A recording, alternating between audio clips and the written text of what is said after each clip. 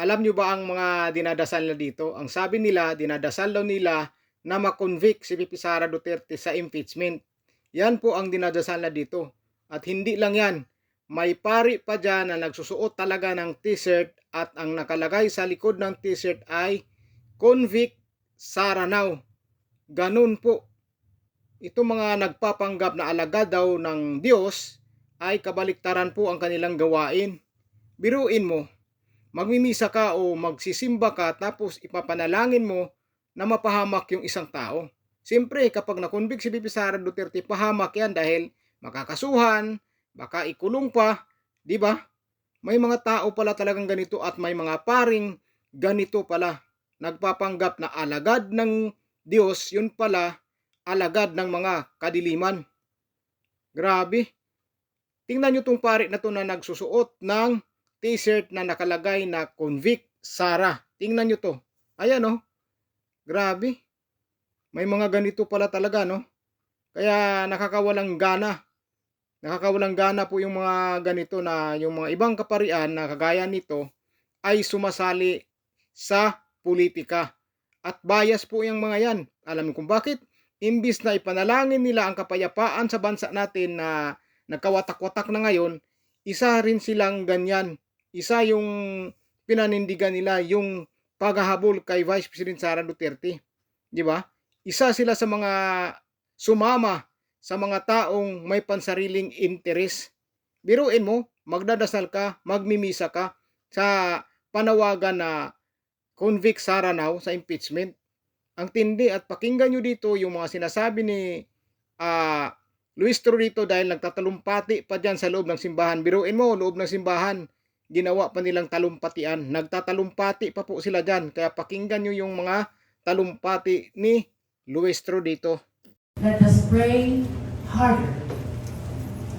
Let us pray hardest.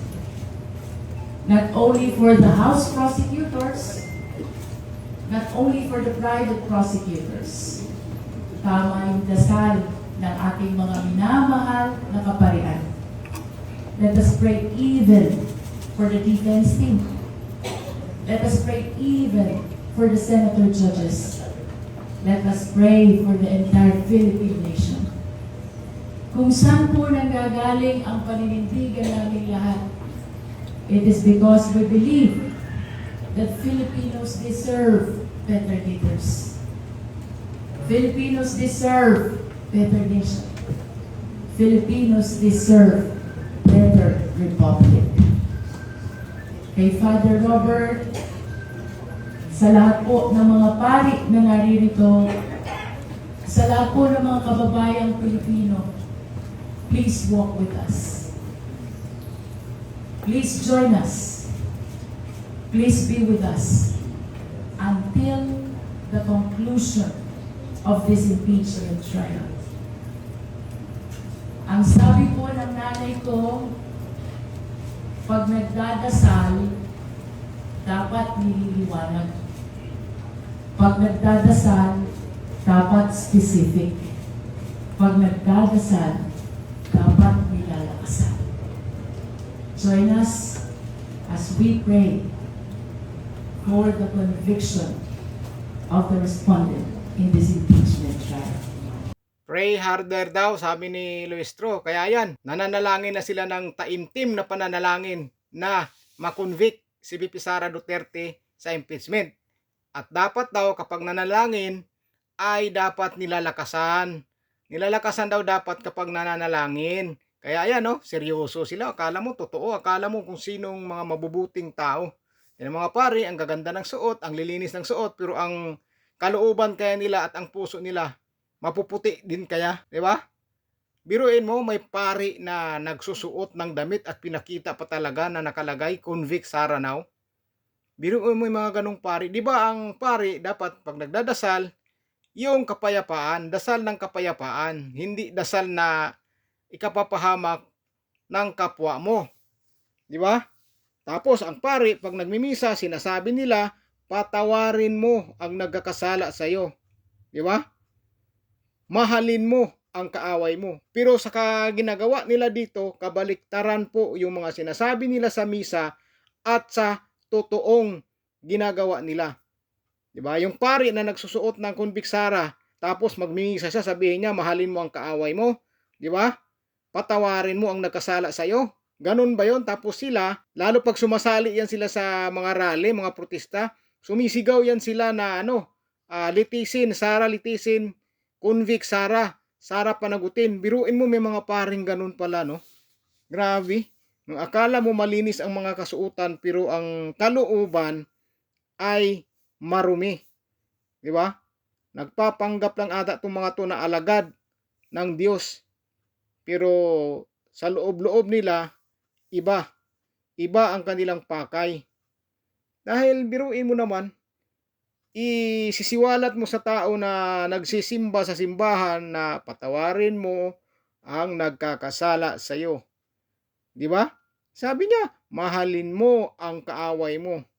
Pero ito sila, sumisigaw at ipinanalangin pa nila dito na makonvict ang Vice Presidente sa impeachment. Grabe mga kababayan, ano masasabi nyo dito sa mga ginagawa nito na may pasimba-simba, may pagdasal-dasal, pero ang pinagdadasal ay makonvict si VP Sara Duterte sa impeachment. Ayan o, may publish pa ng holy water. Buti walang umusok dyan, no? Ito, lalo na to si Reyes. Lagi yan sumasali sa mga rally, mga protesta. Isa rin yan sa mga sumisigaw na Sara panagutin, Sara litisin. Grabe mga na to, parang may publish pa, oh. Oh. Ita, oh. Oh. Talagang galang na galang Talagang talaga, oh. 'Di ba? Ang tindi. Oy, si Flavi, oh. Si Flavi. Ano ang sabi ng mga ex-Marines? Tumanggap din siya ng pera. Tumanggap at ang suot pa nga daw niya ay itim, ayon ng ex-Marine. Pinadinalahan nila ng pera at ang kasuotan daw ni Father Flavi ay kulay itim.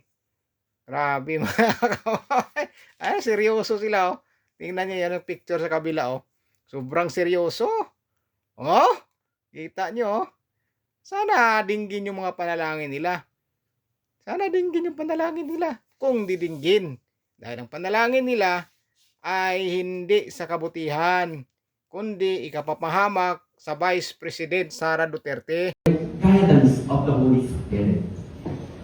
You need the strength to carry the burden of the whole Philippine people, searching for truth and searching for the right path that we have to take in the future. Kahit isigaw pa nila yung mga panalangin nila na makonvict si VP Sara Duterte, ay hindi po sila magtatagumpay sa mga pinagdadasal nila, dahil ang pinagdadasal nila para sa pansariling interes nila yon.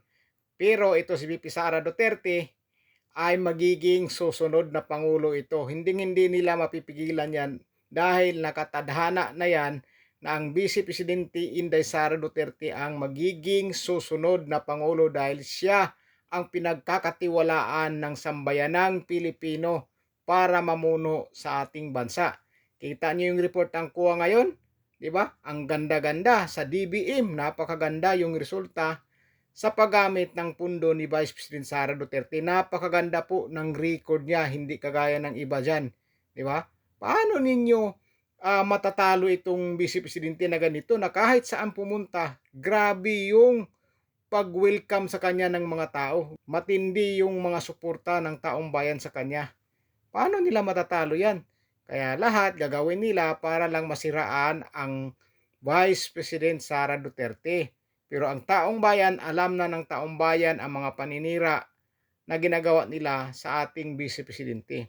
Lahat ng iyan ginagawa nila para masiraan ang Vice Presidente sa sambayan ng Pilipino. Kaso ang mga tao hindi naniniwala, dahil alam nila paninira lang ang lahat ng mga binibintang nila sa ating Vice Presidente.